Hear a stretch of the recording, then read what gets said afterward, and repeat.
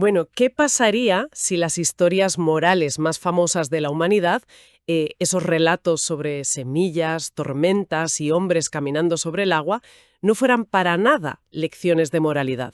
Claro, y si en lugar de eso estuviéramos ante, digamos, planos técnicos de física cuántica y biología celular, que han sido completamente malinterpretados durante 2000 años. Exacto. O sea, esa es la premisa espectacular que ponen sobre la mesa los documentos que vamos a analizar hoy. Bienvenidos a esta nueva inmersión profunda porque yo estoy fascinada con la misión que tenemos por delante. Y no es para menos. Tradicionalmente hemos metido estas enseñanzas antiguas en cajones filosóficos, asumiendo que su único propósito era enseñarnos a ser buenas personas, ¿no? Haces el bien, recibes el bien. Un sistema súper binario. Un sistema ético reconfortante, sí. Pero claro, al tomar esos mismos textos y pasarlos por el filtro de la ciencia de frontera actual, madre mía, el paisaje cambia radicalmente. Cambia por completo. La propuesta hoy es observar a la figura de Yeshua, de Jesús, lejos de cualquier dogma tradicional o religioso. Vamos a analizarlo como un verdadero ingeniero del universo. Y ojo, porque sobre la mesa tenemos estudios que cruzan la teoría sintérgica, la epigenética, la coherencia cuántica y la lingüística. Es que la hipótesis de todas estas investigaciones sugiere algo increíble. Sugiero que la ciencia moderna apenas está empezando a descubrir los mecanismos de un ecosistema que ya fue descrito hace 2000 milenios. Sí, sí, sí. Solo que, claro, en lugar de usar terminología sobre frecuencias electromagnéticas o campos neuronales, se utilizó un lenguaje orgánico que una sociedad agraria pudiera asimilar perfectamente. Claro. Se codificaron leyes universales brutales en metáforas sobre la agricultura y el pastoreo. Vale, pues vamos a desglosar esto, porque para empezar a desenredar semejante nudo, supongo que antes de intentar comprender cómo alguien puede alterar la realidad exterior, ese tejido de la creación, por así decirlo, tenemos que mirar hacia adentro. Inevitablemente. La biología es el punto de partida obligatorio en estas fuentes. A ver, si este universo es verdaderamente interactivo, ¿cuál es nuestra interfaz? O sea, ¿cómo procesa y proyecta la información nuestra propia biología? Pues mira, los textos nos dirigen directamente al trabajo de Bruce Lipton, que es un pionero absoluto en el campo de la epigenética, para explicar justo esta interfaz. Ujú. Durante décadas, fíjate que la biología convencional operaba bajo el dogma del determinismo genético, es decir, la idea de que nuestro ADN es un dictador que decide nuestro destino físico y mental. Ya lo típico de que si lo tienes en los genes estás condenado. No. Yo misma pensaba así hace años. Pues Lipton demostró, a través de la clonación de células madre, que los genes son meros planos arquitectónicos. No tienen ningún poder de decisión. Vale, entonces si el gen es solo un plano guardado en un cajón, ¿quién es el arquitecto que decide qué plano se saca y se construye finalmente? Ahí está la clave. El verdadero cerebro de la célula es su membrana. Ah, la membrana. Eso es. Esa fina capa exterior está plagada de proteínas receptoras, que funcionan literalmente como antenas orgánicas. Están todo el rato leyendo las señales del entorno. Pero, y aquí viene la clave fisiológica para entender todo esto, A ver. para los trillones de células de un cuerpo humano, el entorno no es el mundo exterior en sí mismo, es la sangre. Y la química de esa sangre está controlada por cómo el cerebro percibe el mundo exterior. Fíjate, o sea, eso lo cambia absolutamente todo. No es la situación objetiva de fuera la que activa un gen, sino la interpretación puramente subjetiva de esa situación. Totalmente. Si alguien percibe una amenaza, aunque sea imaginaria o, yo qué sé, un simple correo del jefe, el hipotálamo manda una alarma y la sangre se inunda de cortisol y adrenalina. Claro, estrés puro. Exacto. Entonces las células leen ese entorno químico, cierran todos sus procesos de crecimiento y se preparan para sobrevivir, inhibiendo el sistema inmunológico. Qué fuerte. Por el contrario, si la percepción es de seguridad, gratitud o amor, el cerebro libera oxitocina, dopamina y hormonas de crecimiento. Las células leen esa química y abren los procesos de reparación celular. Vale, es que esta mecánica celular que me cuentas se alinea de una forma casi literal con la famosa parábola del sembrador. Justo. En esa historia, Yeshua habla de un agricultor que esparce semillas y el destino de esa cosecha depende enteramente del tipo de terreno donde caen, ¿verdad? Unas caen en rocas, otras entre espinos, otras en buena tierra. Si lo llevamos a esta biología de la creencia, la semilla sería una intención pura, un deseo de sanar o una nueva creencia. Pero el terreno es ese estado biológico interno del que hablas. La correlación es asombrosa, la verdad, si la analizas desde la fisiología. La semilla, que es la intención consciente, contiene todo el potencial genético para crear una nueva realidad. Pero el entorno celular debe ser receptivo. Siguiendo con esa analogía botánica, a mí me parece que es como intentar plantar un roble majestuoso en tierra profundamente envenenada. Es una gran imagen, sí. Por muy perfecta que sea la bellota, por mucho potencial que tenga ese ADN, si el entorno celular la rechaza porque está saturado de esas hormonas del estrés prolongado que decías, la semilla simplemente se pudre. La intención muere antes de expresarse físicamente. Así de simple y así de crudo. Pero claro, esto me genera un conflicto enorme y estoy segura de que a quienes nos escuchan también. Cuéntame. Si todo se reduce a tener una buena intención, a plantar la semilla en un terreno tranquilo, ¿por qué existe un nivel tan bestial de autosabotaje humano? Porque cualquiera que haya intentado cambiar un hábito sabe que desearlo con todas sus fuerzas casi nunca es suficiente. Parece que nos topamos con un muro invisible, ¿no? Ya, es que ese muro invisible es puramente neurológico y estadístico. Aquí es donde los estudios sobre el subconsciente entran de lleno en los documentos. A ver. La mente consciente, la que lee libros, tiene buenas intenciones y dice, oye, quiero cambiar de vida, reside principalmente en la corteza prefrontal. Pero esta mente consciente opera, ojo al dato, solo aproximadamente el 5% del tiempo. ¿Solo el 5? ¡Madre mía! El 95% restante de nuestras reacciones, decisiones y, lo más importante, la química que enviamos a la sangre, está gobernada por el subconsciente. O sea, un 5 contra un 95.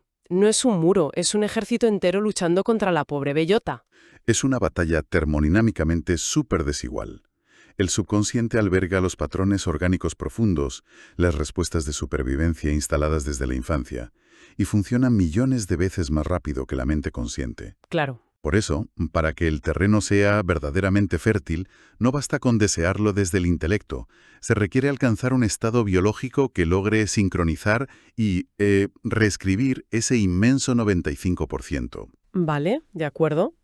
Entonces, supongamos que alguien logra apaciguar ese 95%.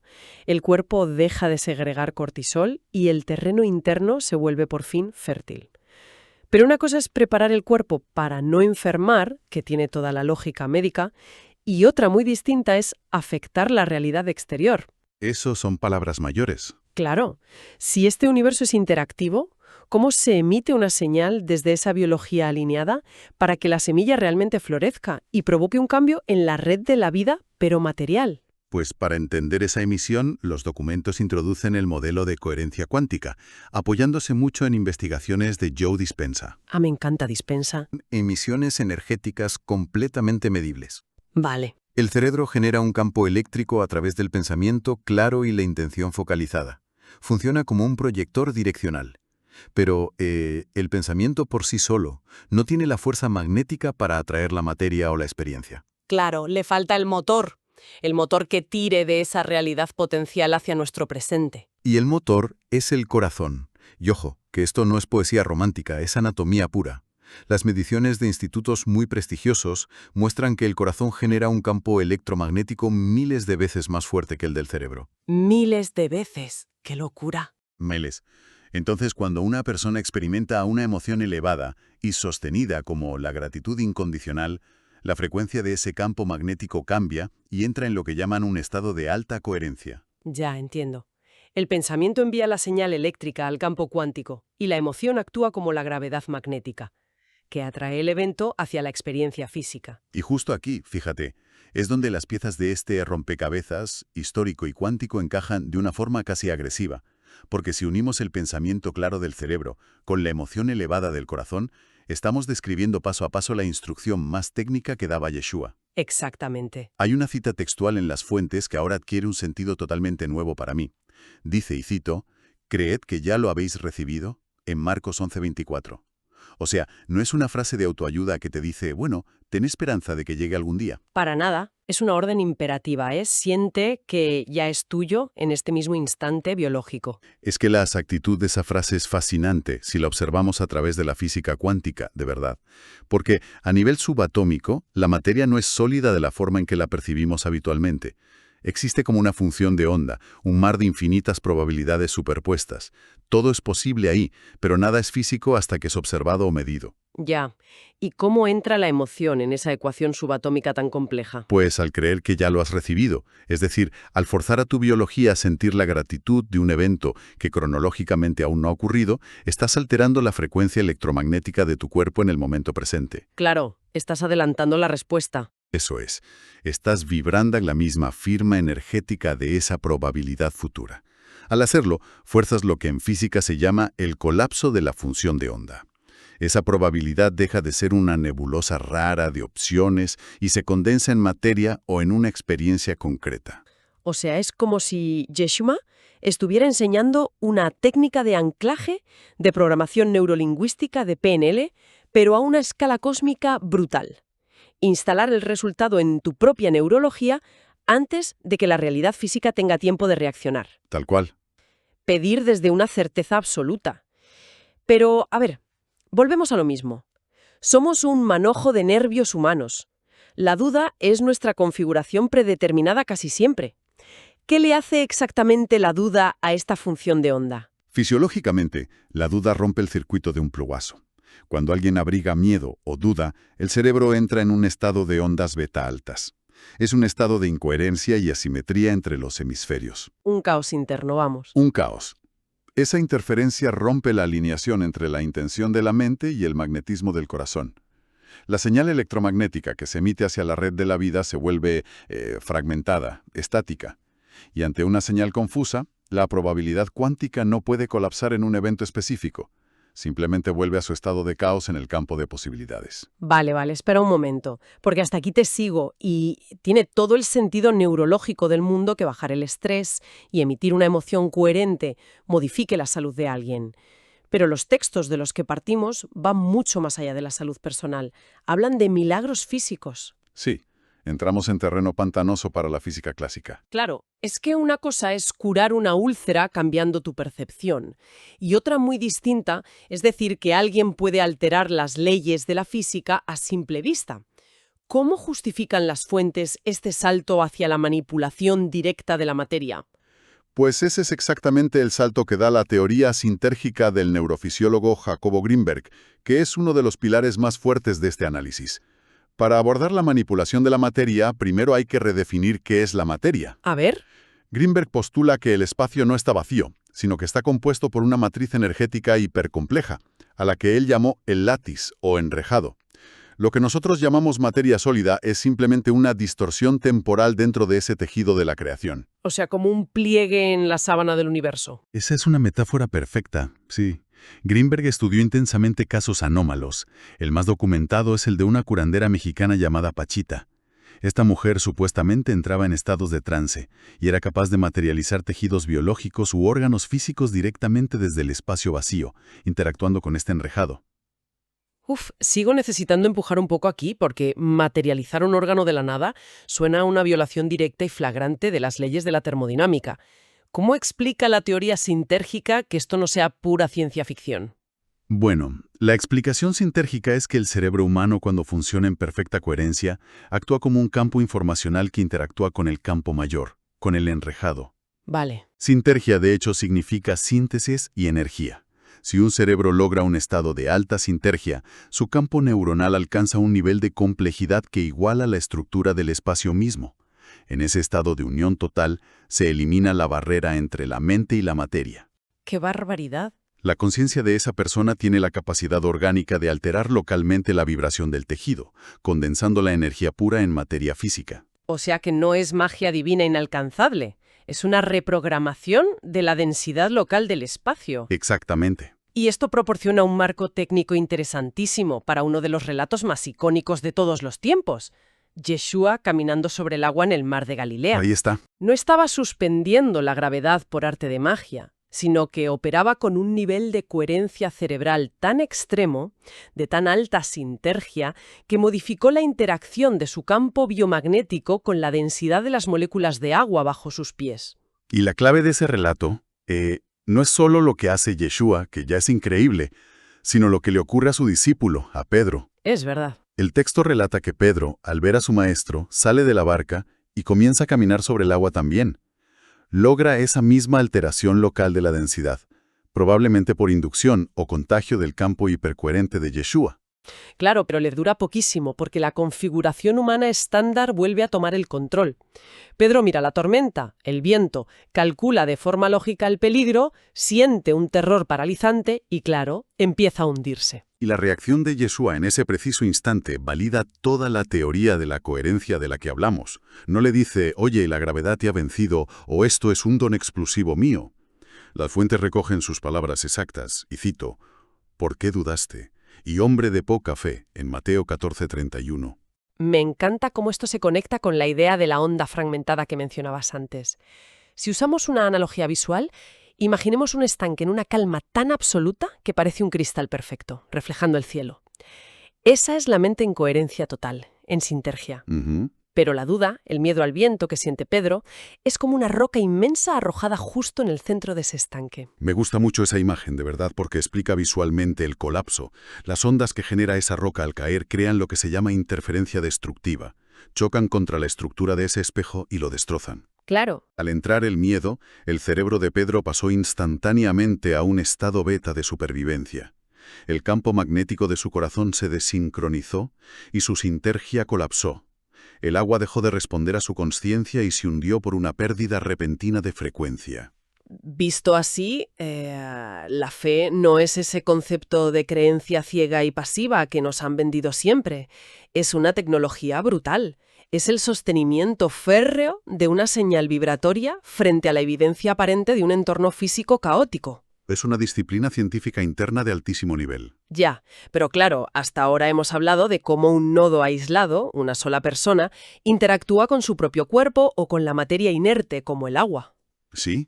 Emitiendo sus propias frecuencias caóticas. ¿Qué sucede cuando estos nodos chocan? ¿Cómo se aplican estas leyes de fluidos cuánticos a nuestras interacciones en el ecosistema social? Pues al aplicar esta lente técnica a los textos, las famosas parábolas sociales dejan de ser lecciones de buena conducta, de repente, para revelarse como tratados sobre el mantenimiento de la red.